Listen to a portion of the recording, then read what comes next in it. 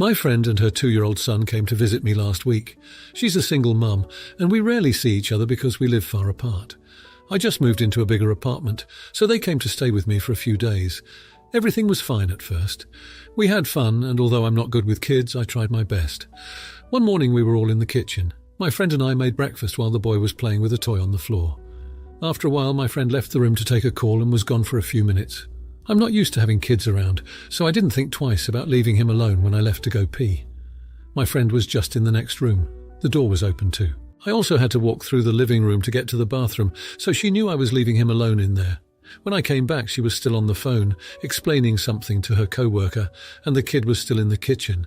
But when she came back, she noticed a bunch of photos on the floor. I'd put them up on my fridge with small neodymium magnets, so we started looking for those but didn't find any. Knowing how dangerous magnets can be for kids, we immediately tried to find out if he ate any, but he just started crying, so I drove us to an ER. My friend was panicking in the car and started yelling at me. "Why do you even have tiny magnets in the first place? You should have told me about it before. Why did you leave him all alone?" I was driving and tried to focus, so I didn't answer her. Honestly, I just never thought about my fridge magnets being a hazard. All was fine in the end. He ate one magnet, but it wasn't a big deal as there weren't any others. I was relieved and said, "Let's go home. I'll take down the other magnets and see what else I might have to baby-proof for the next few days." But my friend was still furious with me and demanded I drop them off at a hotel and bring her things because who knows what chemicals I have lying around in child's reach. She can't take her eyes off of him for a second in that house. I tried to calm her down and reassure her that nothing else was going to happen, and I'd keep a closer eye, but she refused. She just kept yelling at me. I dropped her off at a hotel and haven't heard from her since. Until this morning, she called and said that she's disappointed that I didn't even apologize for putting her child in danger. That I don't care about his well-being because I don't like children. I don't. But I don't want him to die, obviously. And that I was clearly not even worried when it happened. I don't mind apologizing, but am I really the only one to blame here? I never have kids around, and while I did remember to put detergent and cleaning supplies out of reach, I just didn't think about the magnets. I could have done more and maybe shouldn't have left him alone in the room, but she has done it too, and I just didn't consider it. Now for a few comments before the update. Comment 1. Everyone sucks here for communication issues. She shouldn't have assumed that you'll know to keep an eye on the child while she's not without asking.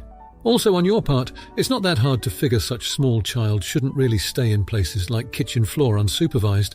At least you should wait for her to finish her phone call or let her know you're leaving to bathroom, at least communicating beforehand while she's staying for that long that you don't know how, and that you're not going to watch her child if you dislike children. As for her later reaction about baby-proofing apartment and running away to hotel, that's a massive overreaction of protective mother. She was quite foolish for not ensuring apartment is baby-proofed beforehand. Comment 2. Not the idiot. It was her responsibility to watch the kid. I don't demand people to baby-proof their house when we come over. Even so, she should have said, "This call might take a while. Could you keep an eye on him?" Then you might not have left him alone. I fail to understand how the inability to watch her own kid was now your fault. I've taken loads of calls and still was able to watch my kid, or specifically ask someone to watch them as I took a call. It's not that hard. Of course, this whole thing was scary, and he might just be lashing out because of adrenaline, but this just seems so weird to me. Watch your own kid, lady. Comment 3. Not the idiot. You cannot watch a kid all the time. Your friend is being unfair. Even mums have to pee and will have to leave their kids alone for a few minutes. You're not to blame. Moreover, you handled the situation well by taking them to the ER and even offering to take down the magnets and to further baby-proof your house. What more should she want? Now, for the update, fast forward a couple of weeks, I was feeling pretty down still. I hadn't heard from my friend since the incident. My apartment felt emptier than ever without the echo of that little kiddo's laughter. Just as I was wallowing in a rather large serving of self-pity, there was a knock at the door. To my surprise, it was my friend, standing there with her toddler in her arms. I was taken aback, half expecting her to unload a fresh batch of accusations, but instead she just smiled at me. She said she was sorry for her harsh words that day at the hospital, that the stress and worry of the situation had made her say things she didn't mean. I was stunned but grateful. I'd missed my friend. Standing back, she let her son down, who immediately toddled off to my bookshelf, this time securely fastened to the wall and cleared of anything even remotely swallowable. He started attempting to pull himself up using the lower shelf. My friend looked at him, then back at me, and chuckled. "He's an explorer, that's for sure," she said. We sat down, had a cup of coffee, and just talked. About the craziness of it all, about how I'd never been so scared in my life, about how the whole experience made us reflect on our friendship. I apologized again for leaving him alone. She apologized for her reaction. And then somehow we moved on to other things, lighter things, her work, my new place, our favorite TV shows. Eventually she asked if she and her son could still stay with me while they sorted out their living situation. Said it would help her out financially. And besides, she'd missed my cooking. I think it was mostly the cooking. I immediately agreed, glad to have them back. I won't lie, living with a toddler is still a challenge. But seeing him grow, learn and explore every day is also a wonderful experience. I wouldn't trade for anything. And while I'm still learning, I've become more aware, more responsible. My friendship with his mother is stronger than ever. She even jokingly started calling me her son's second mum. In the end, that terrifying day in the hospital gave us a reality check, made us realise that we can't let panic and blame cloud our judgment. It taught us to be more understanding, more forgiving, and above all, to communicate better. And for that, I'm grateful. TLDR. My friend and her toddler are back in my apartment, and despite the chaos, we're happy. Can't believe I'm saying this, but I love this bizarre toddler-filled life. Now, for the comments. Comment 1. Not the idiot. It sounds like you were in a tough spot, but you were willing to work through the issues and find a resolution. Living with a toddler is no doubt a challenge and can test one's patience, but from your narration it seems like you've managed to adapt to the situation and even appreciate the experience. Moreover, the way you've emphasized on understanding forgiveness and communication shows your maturity and ability to grow from difficult situations. It's great that your friendship has turned stronger than ever. Kudos to you for being understanding and forgiving. Comment 2. Not the idiot. This is a classic example of how proper communication can resolve most conflicts. You took the high road and accepted your friend's apology, welcoming her and her toddler back into your home. That takes a lot of strength and kindness. The fact that you're viewing the toddler not as a burden, but as a part of your life, shows your ability to embrace change and challenges. Toddler tantrums and messes can be tough to deal with, but it seems like you're handling it well, which is commendable. Comment 3. Not the idiot. It's evident that you've learned valuable lessons from this entire episode. It's not easy to forgive, especially when you're on the receiving end of harsh words. Yet you did, and that's a testament to your character. Your willingness to accommodate the toddler despite the challenges shows your empathy and patience. It's heartening to hear how this experience, instead of breaking your friendship, has actually made it stronger. It's a great reminder that conflicts, when handled right, can be opportunities for growth. Now for the next story. Background. My husband, let's call him Will, is in the Navy and he works on nuclear reactors on submarines. We've been together for 4 years, married for 2. We were at a small house party with a few friends of mine from college, and we were discussing books we've all read. At one point, one of my friends, let's call him Steve, asks Will, "So Will, what's your favourite book?" And my husband responds, "Oh, I really like To Unalive a Mockingbird." Then Steve gives him a quizzical look and asks him, "Have you read any books outside of high school?" And Will hesitates a bit and says, "Outside of manuals at work, I guess I haven't." So then I try to explain to Steve, oh yeah, he's not well educated, so he's never had a reason to be well read. We all had a good laugh, but then Will didn't really contribute a whole lot to the conversation for the rest of the night. On the car ride back, Will was pretty quiet. I ask if he's fine, and all he says in a sarcastic tone is, "Peachy." I ask him if I did anything to upset him, and he responds back with, "I don't know. I don't think I'm educated enough to properly explain myself." I tell him I hadn't told my friends that he was unintelligent, just that he wasn't college educated. He accuses me of minimising how hard his Navy schooling was, but I explain that military education and college education are simply not the same. We continue to fight until we get home. I texted my sister about what happened, and she called me a huge jerk and said I need to apologise. Now I'm having second thoughts about how I handled this. Am I the idiot Reddit? Now for a few comments before the update. Comment 1. You're the idiot, he works with nuclear reactors. That's highly demanding work with no margin of error. I'll take a college education any day over that level of life and death responsibility for not just myself, but anyone in fallout range. He's responsible for making sure that we don't have a repeat of Chernobyl in our nuclear equipment. Heck, it puts him in the same class as Jimmy Carter, quite possibly the most badass president of the 20th century. In his long career, not only was he president, he also worked on nuclear reactors in the Navy, and with his team literally walked into a melting down reactor and fixed it. Eradicated the guinea worm, a really nasty parasitic disease, negotiated peace between Egypt and Israel, built houses by hand for the poor as a retirement project, taught Sunday school for over half a century. With work that demanding, it isn't surprising if your husband wants his relaxation time to not involve reading.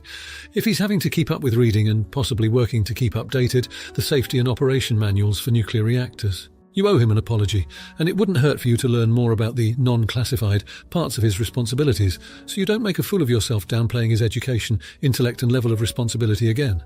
Comment 2. You're the idiot. Let's put aside your husband's incredibly difficult job for a moment. On what planet does anything think calling their partner uneducated is okay? That is never okay. Ever. Let's circle back to the job. Do understand what it takes to get onto a nuke sub. These folks go through extensive testing to be even considered. Then they go through even more extensive training and education. These people are super smart.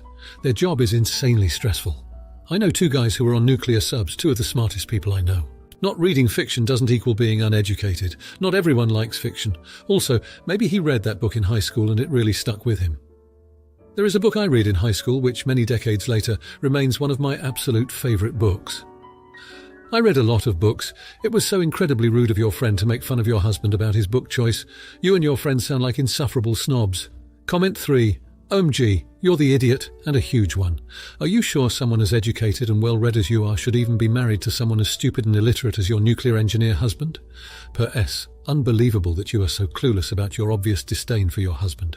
Let me tell you, OP, Bubblehead submariners are some of the smartest and best trained people in the Navy. They're more highly trained, more educated, and they go through rigorous screening and testing just to be considered for submarine duty. You are married to someone who is probably smarter than you, and you dare look down on him. Shame on you. Now for the update. 1 month has passed and things between Will and I are a stark contrast to the love we once knew. You see, after the party incident I did apologise, but it seemed like it had already left a permanent mark. He accepted my apology, yet I could tell the wound was not healing. A couple of weeks ago, Will was assigned to a 3-week submarine mission. It was hard to say goodbye, especially given the recent tension. The night before he left, we tried to have a normal dinner, but there was a palpable silence that was hard to ignore. He told me that he will try to forget what happened, but I knew it wasn't going to be as easy. During his mission, the communication was sparse. It was the usual when he was on missions, but somehow it felt more lonely this time. I found myself often glancing at the unread books on our shelf, a bitter reminder of the rift that had grown between us. Then one day, I received the dreaded call. There had been an accident on the submarine. An unexpected leakage in the nuclear reactor had caused a chain reaction. Will was one of the engineers called on to do some emergency repair work. He was exposed to an unsafe level of radiation. The Navy promptly transported him to a military hospital, but the prognosis wasn't optimistic. The radiation sickness was severe, and there were complications. I rushed to the hospital, hoping against hope that I would see the same man I fell in love with. But the person lying on the hospital bed was a shadow of the Will I knew. The radiation had taken a toll on him, his body frail and his spirit broken. He looked up at me with a weak smile, but his eyes reflected the pain he was in. I held his hand and he whispered, "I forgive you." Then with a weak chuckle he added, "Maybe if I'd read more books I would have been smart enough to avoid this mess, huh?" It broke my heart, his attempt at humour in such a dire situation. All I could do was cry and apologise over and over again. But the guilt, the regret, it was all too late. Will is fighting for his life and I am here, unable to do anything. I don't know if we will ever get a chance to mend our relationship, or if we'll be able to laugh about the way I embarrassed him that night. But I do know that I'll never take him or his intelligence for granted again. I just hope I get the chance to show him that. Now for the comments. Comment 1. Not the idiot.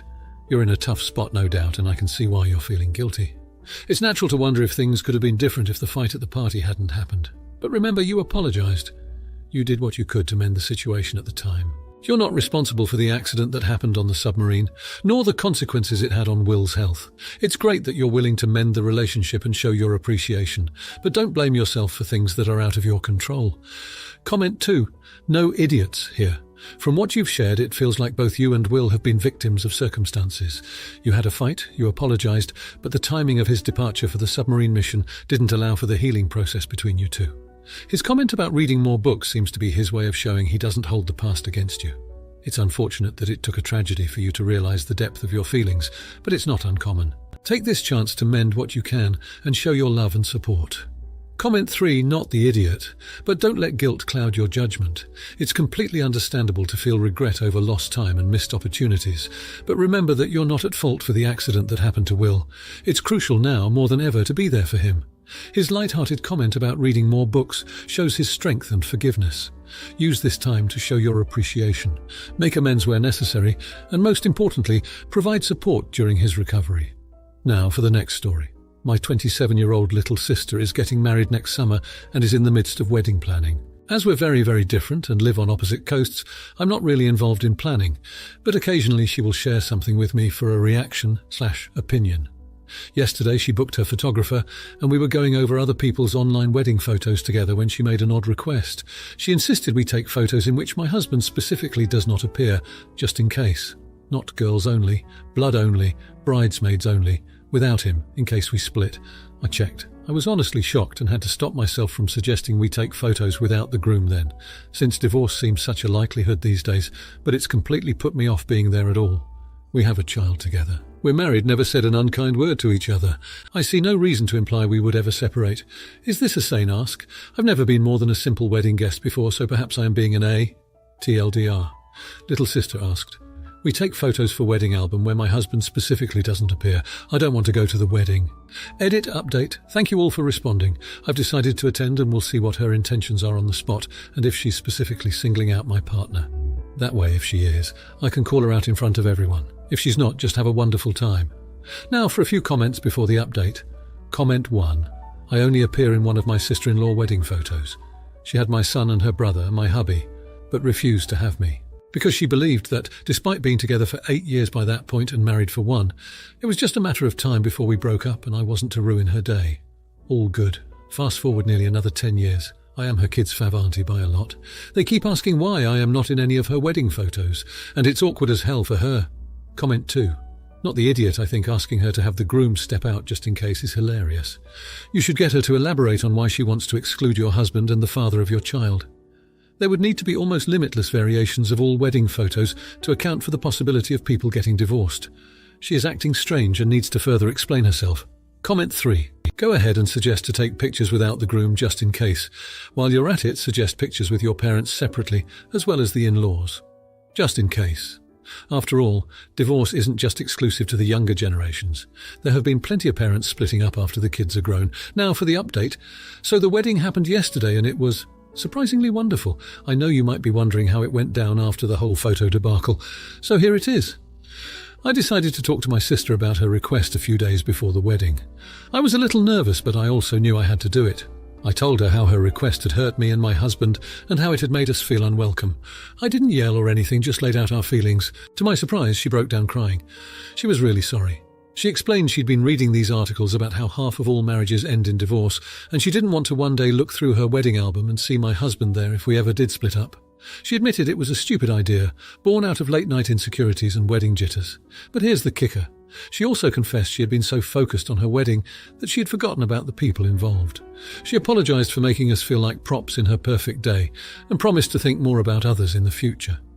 We both cried together, hugged it out, and I felt a weight lifted off my chest. I also appreciated her honesty and vulnerability during the conversation. As for the wedding day, it was beautiful. My husband was included in every photo, and my sister made sure he felt as part of the family as everyone else. It was genuinely one of the happiest days we've had in a while. For those who told me to communicate with my sister, thank you. Your advice made a huge difference and helped heal a rift in my family that might have otherwise grown.